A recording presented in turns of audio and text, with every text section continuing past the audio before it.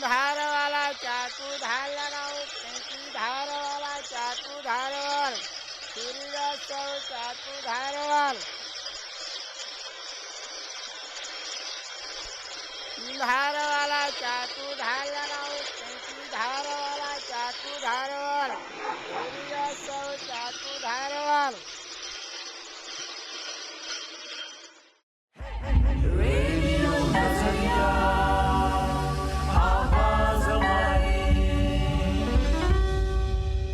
ये आवाज़ कभी सुनी है आपने?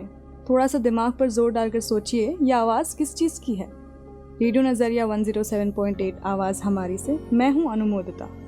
कभी सड़क पे चलते हुए आपने ये आवाज़, ये शब्द कई बार सुने होंगे, काफ़ी बार देखा भी होगा।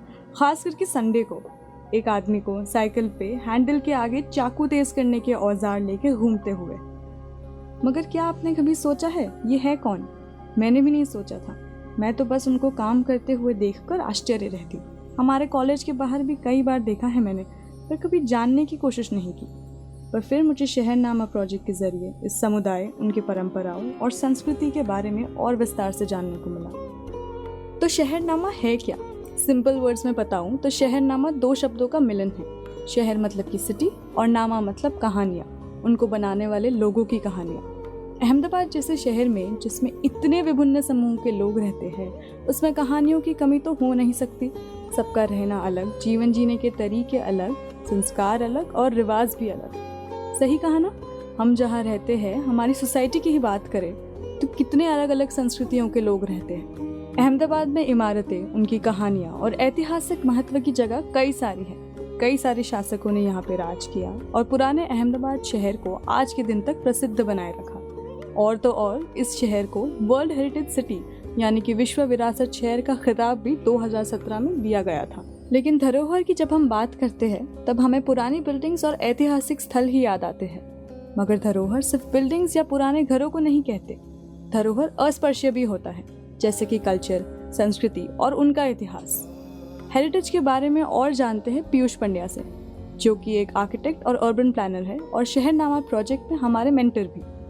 जब हम शहर की बात करते हैं तो हम सोचते हैं कि शहर किन चीज़ों से मिलकर बना है। क्या शहर सिर्फ इमारतों से मिलकर बना है या फिर शहर के लोग भी इसमें एक योगदान देते हैं? पर विरासत और धरोहर इन भौतिक या मूर्त चीज़ों से कहीं ज़्यादा है, इन फिजिकल चीज़ों से कहीं ज़्यादा है। इन फिजिकल चीज़ों की जो आत्मा है, जो इनकी महत्ता है, वह इनटेंजिबल होती है, यानी कि अमूर्त होती है। उसे हम सिर्फ महसूस कर सकते हैं, जैसे कि हमारे रीति रिवाज, जैसे कि हमारी पोशाकें या फिर हमारा खान पान, हमारी कहानियाँ, हमारी भाषा, ये सभी मिलकर शहर के इतिहास, शहर की विरासत को आत्मा देते हैं। इनके बिना इमारतें सिर्फ पत्थर का ढेर ही रह जाएंगी। शहरनामा प्रोजेक्ट करते हुए मुझे इनटैंजिबल कल्चरल हेरिटेज के बारे में और कितना कुछ जानने को मिला। इतनी सारी नई और इंटरेस्टिंग बातें भी जानने मिली। तो बस यही सारी इंटरेस्टिंग बातें मैं आपसे भी शेयर करूंगी, ताकि ज़्यादा से ज़्यादा लोगों को दूसरे कल्चर्स के विषय में समझने मिले और अहमदाबाद को बनाने वाले अनेक समुदायों को इस शहर के इतिहास और धरोहर में महत्व मिले। तो आइए आज के एपिसोड में जानते हैं सरण्य समुदाय के बारे में विस्तार से, उन्हीं की आवाज़ में। અમારા લોકો સરણિયા સારી ચાકાનો ધંધો કરે છે, એના પર ગુજારણ ચલાવે છે। સો સવારથી નીકળી જાય, બપોર પછી 3 સાડા 3 વાગે પાછા આવે, એના પર ગુજારણ ચલાવીએ છીએ અમે। सरण्य समाज करीबन 16वीं सदी में मेवाड़ और मारवाड़ क्षेत्रों से गुजरात आके गुजरात के अन्य स्थान जैसे कि बनासकांठा, साबरकांठा, पंचमहाल, अहमदाबाद आदि में आके बस गए। रामदास भाई सरण्य के इतिहास के बारे में कहते हैं कि हाँ, तो अमारो इतिहास सरण्य समाजनो एवो छे कि जे चित्तौड़गढ़ में अमारा गुजरो लोको वस्या था। पछी राणा प्रतापનું યુદ્ધમાં રાણા પ્રતાપ હાર્યા, પછી વિખરી ગયા। વિખર્યા પછી સૌના શહેરોમાં ગામડામાં વસી ગયા। તો સૌના છરી ચાકાનો હર માણસો લાઈન પકડી લીધી। એમનું છરી ચાકાના ઉપર ગુજરાન ચલાવે છે સરણિયા સમાજ। हिस्ट्री कितनी मज़ेदार है ना। जितना भी पढ़ो, जितना जानो, हर बार कुछ ना कुछ नया निकल आता है। उन लोगों से बात करके मुझे पता चला कि उनका इतिहास और संस्कृति महाराणा प्रताप के वक्त से चला आ रहा है। जब हम संस्कृति या कल्चर की बात करते हैं तब हमारे दिमाग में आमतौर पर रस्म रिवाज, त्योहार, उत्सव वगैरह आता है, क्योंकि यही चीज़ें तो हमारे समुदाय को दूसरे समुदायों से अलग करती है। मगर सराने समुदाय की बात करें तो उनका व्यवसाय उनकी संस्कृति का एक बहुत बड़ा हिस्सा है। वह उनके समुदाय की पहचान है। हर समुदाय की अपनी विशेषता होती है जिससे कि वो जाने जाते हैं। सराने समूह के पुरुष शहर के कई हिस्सों में दूर दूर जाके अपना व्यापार करते हैं। यहाँ व्यवसाय उनकी संस्कृति से एक घरेलू संदर्भ में भी जुड़ा हुआ है।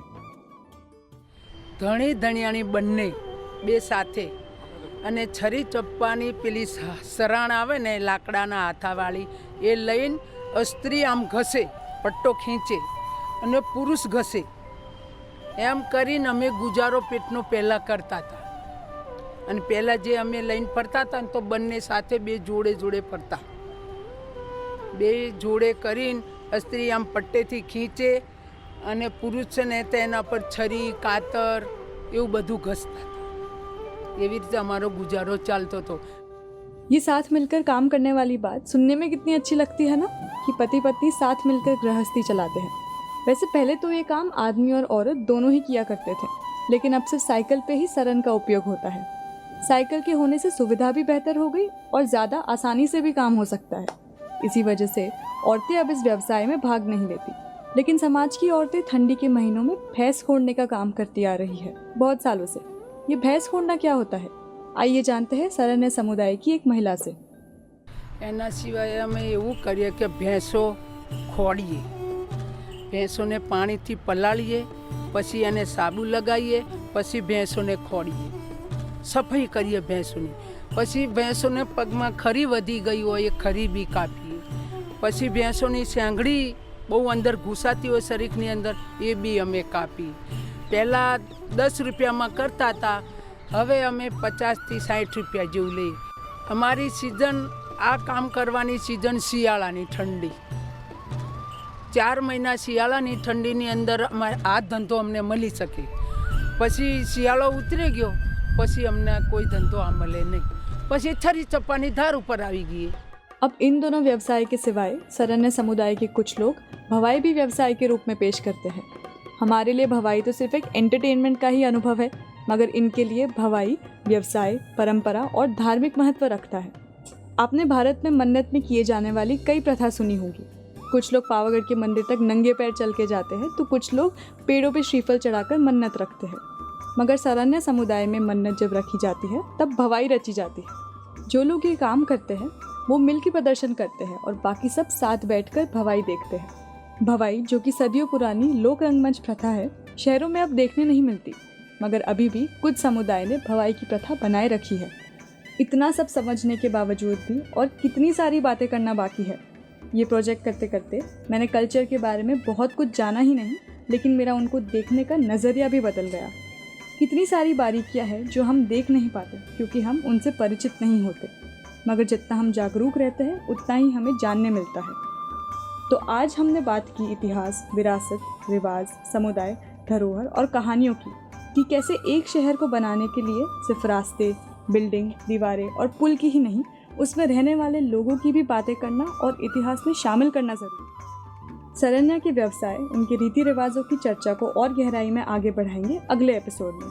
मैं हूं अनुमोदिता और आप सुन रहे हैं रेडियो नज़रिया 107.8 आवाज़ हमारी।